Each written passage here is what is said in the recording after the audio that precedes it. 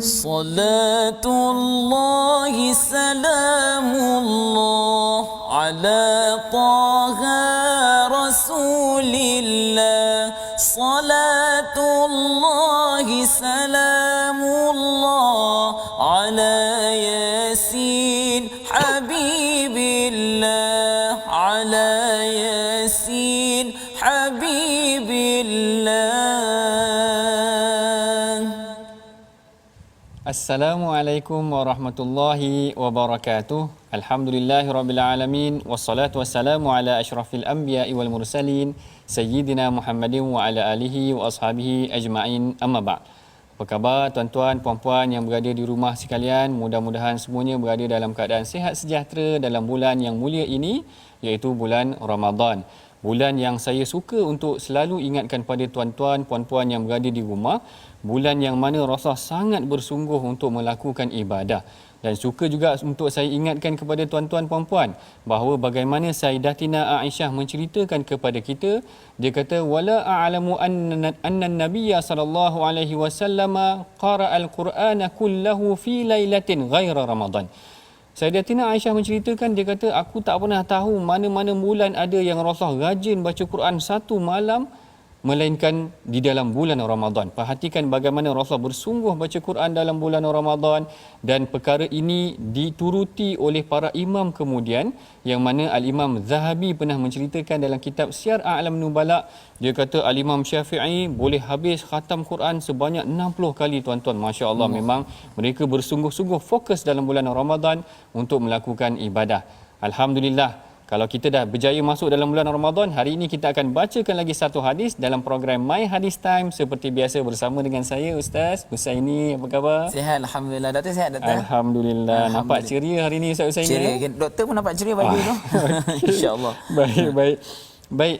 Kalau kita ingat lagi semalam, kita dah menceritakan tentang ataupun kita telah membacakan hadis mengenai dengan solat ya Ustaz Husaini ya. Betul. Baik, hari ini ada satu topik yang menarik juga dalam halaman yang seterusnya, iaitu halaman ataupun muka surat yang ke-18, yang mana kita ada pilih satu ayat yang berkaitan dengan perbincangan kita pada hari ini. Sebelum kita masuk kepada perbincangan ini dengan lebih mendalam, mari sama-sama kita dengarkan dahulu bacaan yang akan dibacakan oleh Ustaz Husaini. Silakan Ustaz. Baik, terima kasih Doktor. Alhamdulillah, insya-Allah tuan-tuan dan puan-puan, apa khabar semua? Bagaimana puasa hari ini? Okey ke? Alhamdulillah, permulaan Ramadan ni kita kekal semangat sampai ke hujungnya. Dan kita tengok pula hari ini suratul Baqarah pada ayat yang ke-116 dan 117. Jom sama-sama kita tengok. A'udzubillahi minasyaitanir rajim. Wa qalu ittakhadhallahu walada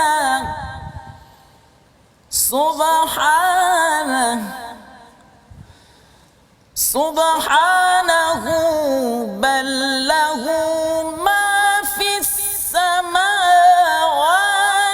wal ardi kullun lahu qanitun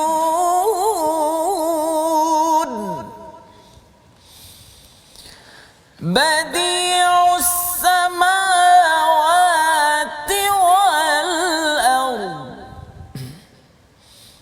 wa idza qada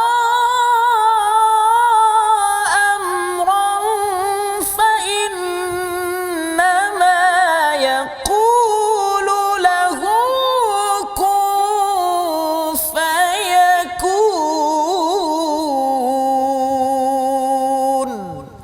Sadaqallahul azim. Sadaqallahul azim. Masya-Allah, begitu merdu sekali bacaan Ustaz Husaini yang membacakan tentang ayat yang sangat penting, ayat yang menceritakan sikap Yahudi dan Nasrani yang mana mereka telah meletakkan sesuatu sikap yang tak kena kepada Allah Taala, sifat yang tak kena kepada Allah Taala, iaitu sebahagian mereka menyatakan bahawa Allah Taala ni mempunyai anak. Yang inilah satu perkara yang sangat sensitif kerana dia mencirikkan Allah Ta'ala. Kalau sebelum ni kita cerita tentang bagaimana Yahudi dan Nasrani ataupun Bani Israel ni menyakiti Rasulullah, sihir Rasulullah dan sebagainya. Kemudian kita rehat seketika, Allah Ta'ala cerita tentang salat juga. Kemudian hari ini kita ambil balik bagaimana penyelewengan yang dilakukan oleh Bani Israel ataupun Yahudi dan Nasrani ini. Mereka telah menyatakan bahawa seakan-akan waqalu ittakhadallahu walada. Dia kata Allah Ta'ala telah mengambil anak. Dan mengenai perkara ini ada diceritakan juga dalam hadis. Mari sama-sama tuan-tuan yang berada di rumah kita bacakan hadis yang mengenai tentang perkara ini, iaitu fitnah kepada sifat Allah Taala, yang mana hadis ini diriwayatkan daripada Sayyidina Abdullah bin Qais. An Abdullah bin Qais qala Rasulullah sallallahu alaihi wasallam ma ahadun asbara ala adhan yasma'uhu min Allah Taala innahum yaj'aluna lahu nidan wa yaj'aluna lahu walada wa huwa ma'a dhalika yarzuquhum wa yu'afihim wa yu'tihim. Maksudnya daripada Abdullah bin Qais radhiyallahu taala anhu, beliau berkata Rasulullah sallallahu alaihi wasallam bersabda, tiada yang lebih sabar mendengar sesuatu yang menyakitkan berbanding Allah Taala. Mereka menjadikannya tandingan syirik, iaitu mensyirikkan Allah Taala, dan menjadikannya, iaitu menjadikan Allah mempunyai anak. Namun Allah tetap mengurniakan kepada mereka rezeki, memaafkan mereka dan memberi apa sahaja yang mereka minta. Hadis ni diriwayatkan oleh Al-Imam Muslim. Baik, perhatikan tuan-tuan, hadis ni sangat menarik. Bagaimana menceritakan Allah Ta'ala ni bersifat sabur, yang sangat sabar, sekalipun orang-orang Yahudi dan Nasrani ataupun orang-orang yang sebelum daripada itu, iaitu kaum musyrikin, mensyirikkan Allah, meletakkan Allah Ta'ala dalam keadaan yang tidak sesuai, mempunyai anak dan sebagainya. Maka dalam hadis ni Rasulullah menjelaskan, menegaskan bahawa Allah Ta'ala sangat bersabar sehinggakan Allah Ta'ala memberikan mereka rezeki, mendengar permintaan mereka, bahkan memaafkan mereka sekalipun mereka telah menuduh Allah Ta'ala, bahkan menyifatkan kepada Allah Ta'ala dengan sifat yang tidak sesuai. Yang ni yang akan kita bincangkan pada hari ini nanti, bagaimana olahan ataupun apakah yang kita boleh pelajari mengenai tentang hadis yang dikatakan bagaimana manusia ni memberikan kepada Allah sifat yang tidak betul kepada Allah Ta'ala, menfitnah Allah Ta'ala, bahkan memberikan kepada Allah sifat-sifat yang tidak betul. Baik, perbincangan secara terperinci selepas ni kita akan teruskan. Jangan ke mana-mana, bertemu lagi dalam program My Hadis Time Rasulullah Suri Teladan.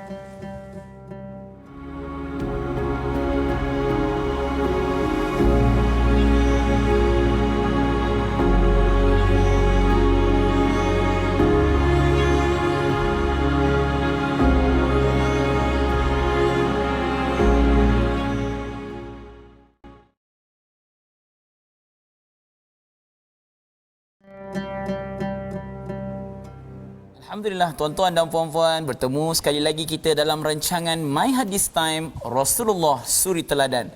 Sebentar tadi kita telah pun mendengar bagaimana Bani Israel ataupun pihak Yahudi dan Nasrani ini mengatakan Allah Subhanahu Wa Taala ini mempunyai anak. Bahkan Allah Subhanahu Wa Taala merekodkan dalam suratul Ikhlas, lam yalid wa lam yulad. Beliau tidak melahirkan dan tidak dilahirkan ataupun tidak melahirkan, ya. Allah Subhanahu Wa Taala ini, ya, tidak melahirkan dan tidak dilahirkan. Dan oleh itu kita tengok kembali siapakah perawi hadis yang telah meriwayatkan hadis ini, iaitu beliau ialah Ibnu Mas'ud, ya, merupakan seorang sahabat Nabi sallallahu alaihi wasallam, doktor, ya. Abu Musa Al-Asy'ari. Abu Musa Al-Asy'ari. Abu Musa Al-Asy'ari, beliau merupakan seorang sahabat Nabi sallallahu alaihi wasallam dan mempunyai suara yang sangat enak. Kata sedap macam suara Ustaz Husaini ke? Jauh lagi kata. Dan beliau ini katakan Nabi sallallahu alaihi wasallam mizmar min mazamir ali Daud. Seruling daripada seruling Nabi Daud. Betul. Maknanya sedaplah suaranya tu, ya. Itulah kita sahabat Nabi sallallahu alaihi wasallam Abu Musa Al-Asy'ari. Doktor mungkin boleh tambah sedikit. Baik, terima kasih Ustaz Husaini, ya. Betul apa yang disakapkan oleh Ustaz Husaini tadi. Perawi ni kalau kita tengok dalam hadis tu namanya disebut Abdullah bin Qais. Abdullah bin Qais tu nama asal dia.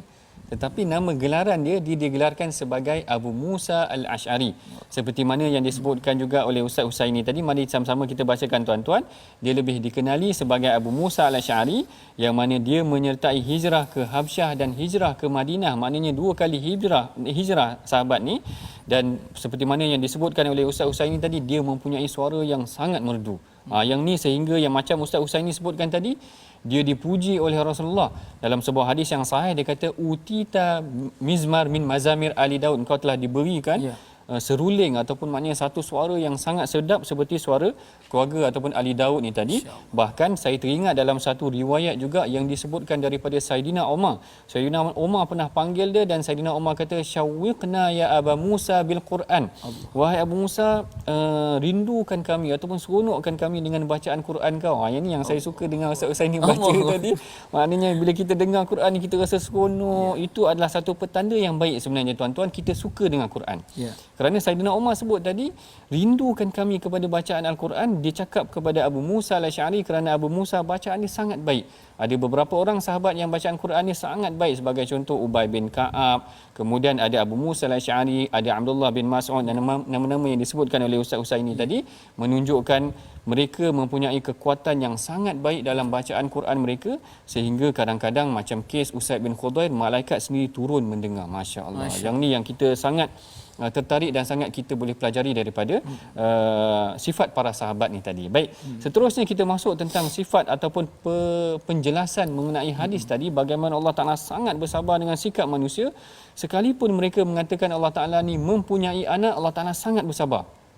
Bahkan Allah Ta'ala memberikan mereka ataupun memberikan orang ni rezeki, sedangkan mereka melakukan sesuatu perkara yang tidak elok, iaitu sebagai contoh ada di kalangan kaum Nasrani ataupun kaum Nasrani di kalangan mereka percaya bahawa Allah Ta'ala ni ada anak lelaki yang namanya Nabi Isa sendiri ataupun Jesus, ataupun mereka beranggapan seakan-akan Nabi Isa ataupun Jesus ni adalah son of God, iaitu yang ni, yang perkara ni yang akhirnya Allah Ta'ala sebut dalam surah Maidah, yang mana Allah Ta'ala kata, wa idh qala Allah ya Isa ibn Maryam a anta qulta lin-nas ittakhidhuni wa ummiya ilahaini min dunillah. Allah Ta'ala tanya pada Nabi Isa nanti pada hari kiamat, seperti mana yang disebutkan oleh Al-Imam Syekh Tantawi. Dia kata Allah Ta'ala akan tanya pada hari kiamat, wahai Isa, betul ke engkau yang ajar kepada kaum kau supaya jadikan kau ni sebagai Tuhan? Lalu Nabi Isa menafikan. Nabi Isa kata, la in qultuhu, kalaulah aku yang in kuntu qultuhu, kalaulah aku yang cakap, mesti engkau dah tahu dah wahai Allah Ta'ala. Bererti ini bukan sesuatu yang diajar oleh Nabi Isa sendiri, tetapi dilakukan oleh manusia. Baik, ini poin yang pertama. Poin yang kedua adalah kita perhatikan juga, selain daripada agama Nasrani ataupun Kristian yang menganggap Nabi Isa sebagai Tuhan, ada juga seperti kaum Quraisy. Ustaz ni kaum Quraisy ni menganggap Allah Ta'ala ni ada anak perempuan. Sampaikan Allah Ta'ala kata, fastaftihim ali rabbikal banat walahumul banun. Allah Ta'ala kata pada mereka, tanya mereka, apakah mereka beranggapan Allah Ta'ala ni bagi Allah Ta'ala anak perempuan, bagi mereka anak lelaki. Seakan-akannya malaikat tu dianggap seperti anak perempuan Allah Ta'ala. Satu perkara yang tidak betul. Bahkan Quraisy ni sebenarnya pada asalnya dia tak suka pada anak perempuan, dan dia sifatkan pula Allah Ta'ala memiliki anak perempuan. Dia mengatakan anak lelaki itu Nabi Isa dan anak perempuan itu adalah malaikat. Anak perempuan. Ini pahaman kaum Quraisy. Kaum Quraisy dia percaya sedemikian, meletakkan Allah Ta'ala ada pula anak perempuan macam tu. Dan dalam hadis juga ada menceritakan kenapa punca berlakunya penyelewengan sebegini.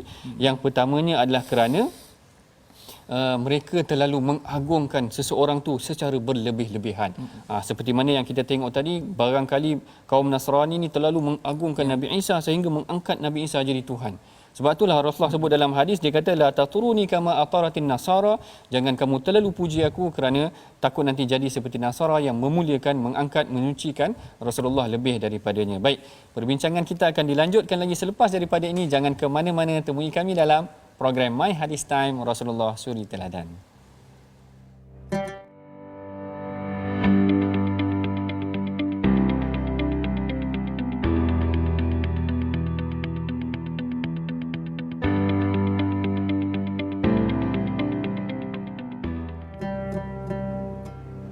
Alhamdulillah, bertemu kita lagi dalam rancangan My Hadis Time Rasulullah Suri Teladan. Perhatikan tadi tuan-tuan bagaimana kita telah membacakan hadis mengenai sifat sabar Allah Ta'ala. Bila mana dikenakan satu sifat yang tidak elok buat dirinya, maka Allah Ta'ala masih lagi memberikan kita rezeki dan sebagainya. Baik, kalau kita boleh pelajari daripada hadis ni, kita perhatikan dalam situasi semasa. Yang ni mungkin kita boleh bincangkan bersama Ustaz Usaini dalam keadaan pada hari ini. Ada di kalangan manusia ni yang terlalu diangkat manusia ni sehingga dianggap manusia tu sebagai Tuhan. Ada tak situasi ni berlaku dalam zaman moden sebegini? Ya, dulu kalau saya rasa memang ada, dan sekarang pun ada juga. Dia kata dia punya bau bacang tu memang dah ada. Okay. Mengagungkan seseorang itu sehingga terbitnya ajaran yang baru yang Ah. berfikir secara logik bahawa orang yang dipuja itu adalah lebih betul daripada semua. Masya Allah. Biar memuji, jangan dipuja, nanti binasa. Nampak? Masya Allah. Hebat Ustaz ni. Itu Tak tahu. spontan tu Spontan tu. Masya Allah. Baik. Baik, yang tu adalah satu pengajaran yang betul sebenarnya tuan-tuan. Terlalu memuja seseorang sehingga menjadikan dia sebagai sesuatu perkara yang tidak boleh dipersalahkan. Dipuja tak boleh nak disalahkan. Perkara ni juga pernah ditegur oleh Rasulullah kepada Saidina Muaz bin Jabal. Yang ni ada disebutkan juga dalam hadis. Saidina Muaz bin Jabal sebenarnya dia pernah pergi ke negeri Syam. Dia mengembara dan dia pulang ke negeri Syam, dan bila dia pulang daripada negeri Syam, dia tengok, dia kata orang negeri Syam ni sujud kepada pemimpin dia ataupun pemimpin agama dia. Lalu bila mana sampai di Madinah, Saidina Muaz bin Jabal sujud kepada Rasulullah. Rasulullah kata, "Mahadha ya Muaz." Kejut Nabi. Terkejut Nabi. Tak pernah orang buat. Dia kata, "Kenapa engkau tiba-tiba sujud dekat aku ni?" Lalu Muaz kata, "Aku perhatikan penduduk negeri Syam, dia sangat menghormati orang agama dia, dia sangat menghormati pimpinan dia sehingga mereka sujud kepada pemimpin ataupun orang agama mereka." Lalu Rasulullah kata, jangan sampai begitu. Jangan sampai kau terlalu mengagungkan dia. Jangan diikut perbuatan sedemikian. Baik, barangkali ada juga yang bertanya, Ustaz Husaini, apakah boleh tak kalau macam kita nak menghormati guru kita, kita cium tangan dia, kita salam dia, kita menghormati dia. Apakah kita dibenarkan melakukan sedemikian? Apa pandangan Ustaz Husaini? Kalau kita, saya pun kalau berjumpa dengan guru pun memang kita cium tangan, tanda kita menghormati akan keilmuan dia tu sendiri. Masya Allah. Bagaimana kita mengambil sesuatu ilmu daripada guru kita, kita cium tangan tu sebabkan keilmuan supaya berkat tu dapat kepada kita. Betul. Sebahagian berpandangan sebenarnya diharuskan ataupun diboleh, maknanya meletakkan penghormatan. Bahkan kalau kita perhatikan para ulama, kalau Ustaz Husaini pernah tengok sebagai contoh, ulama yang besar daripada satu negara datang berjumpa dengan Syekh Dr. Yusuf Qaradawi, dia datang dan dia cium dahi sampai. Kalau kita sekadar cium tangan begini, dia sampai cium dahi, maknanya sebagai itu adalah kadang-kadang menjadi budaya satu tempat yang menghormati sesuatu ataupun orang agamanya. Tetapi yang paling penting seperti mana yang ditekankan oleh Rasulullah, tidak memuja mereka. Seakan-akan sekiranya mereka melakukan kesalahan, kita tak boleh pula nak membetulkan mereka. Itu tak boleh. Itu bahaya. Maknanya kalau ada yang berlaku salah, kita terpaksa ataupun kita kena cakap perkara yang betul. Jangan sampai kita terlalu memujakan dia sehingga kita merasakan dia tidak bersalah. Dan inilah yang barangkali menjadi punca kepada penyelewengan yang berlaku dalam ajaran agama. Baik, yang ini sebagai sedikit pengajaran ataupun ulasan tentang isu semasa kita pada hari ini. Mari kita sama-sama tuan-tuan perhatikan resolusi pengajaran yang kita perolehi daripada pengajian kita tentang hadis pada hari ini. Yang pertama, kejahilan manusia tentang Allah akan menyebabkan mereka menyatakan sesuatu yang salah. Yang keduanya, kita tidak boleh menyifatkan Allah Ta'ala dengan sifat makhluk. Dan yang ketiganya, kita hendaklah memperbaiki dan memperelokkan bacaan Al-Quran. Yang ketiga ni kita ambil daripada sifat yang kita persembahkan tadi, daripada sifat Saidina Abu Musa Al-Asy'ari, seorang yang mempunyai bacaan yang sangat hebat, seorang yang mempunyai bacaan yang sangat baik, sehingga kan Rasulullah puji dia. Bahkan macam yang saya sebutkan tadi, ada juga di kalangan sahabat yang bukan sahaja Rasulullah puji, malaikat turun mendengar ataupun mendekati bacaan tersebut. Baik, kita telah pun sampai ke penghujung rancangan. Seperti biasa, sebelum kita akhiri program kita dengan bacaan doa oleh Ustaz Husaini, saya menyeru kepada tuan-tuan, puan-puan agar kita sama-sama menyumbang kepada tabung gerakan Al-Quran, iaitu tabung yang akan kita gunakan sumbangan untuk membangunkan program-program pengajian pendidikan mengenai tentang Al-Quran dan hadis. Mudah-mudahan terutamanya dalam bulan Ramadan ni tuan-tuan, mudah-mudahan sumbangan kita sumbangan yang sangat dinilai tinggi di sisi Allah Ta'ala, kerana kita bukan sahaja menyumbang untuk membangunkan program Al-Quran, bahkan kita menyumbang dalam bulan yang sangat diberkati ini. Baik, saya kira cukup setakat itu dulu. Saya serahkan kepada Ustaz Husaini untuk bacaan doa.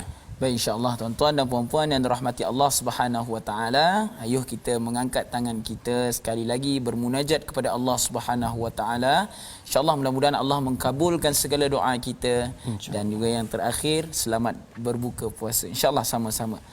Bismillahirrahmanirrahim. Alhamdulillahi rabbil alamin, wassalatu wassalamu ala asyrafil anbiya'i wal mursalin wa ala alihi wa sahbihi ajma'in. Ya Allah, ya Tuhan kami, Kukuhkanlah keimanan kami ya Allah kepadamu ya Allah. Ya Allah ya Tuhan kami, lazimilah diri kami ini dengan beramal ibadah kepadamu ya Allah, khususnya dalam bulan Ramadan ini ya Allah. Jadikanlah Ramadan kali ini Ramadan yang terbaik untuk kami ya Allah, untuk kami gapai segala kelebihan dan fadilat yang ada dalam bulan Ramadan ini ya Allah. Ya Allah ya Tuhan kami, jadikanlah hati kami ini lembut ya Allah. Ya Allah, ditanam dengan sifat-sifat yang mahmudah. Jauhkanlah daripada diri kami ini sifat-sifat mazmumah ya Allah. Jauhkanlah daripada diri kami ini sifat-sifat yang keji, hasad, dengki dan segalanya ya Allah yang boleh meruntuhkan kami dan ahli keluarga kami ya Allah. Engkau Maha Pengasih ya Allah, Maha Berkuasa ya Allah. Ya Allah ya Tuhan kami, Rabbana atina fid dunya hasanah wa fil akhirati hasanah wa qina adzaban nar. Wa sallallahu ala sayyidina Muhammadin wa ala alihi wa sahbihi wa sallam. Walhamdulillahi rabbil alamin.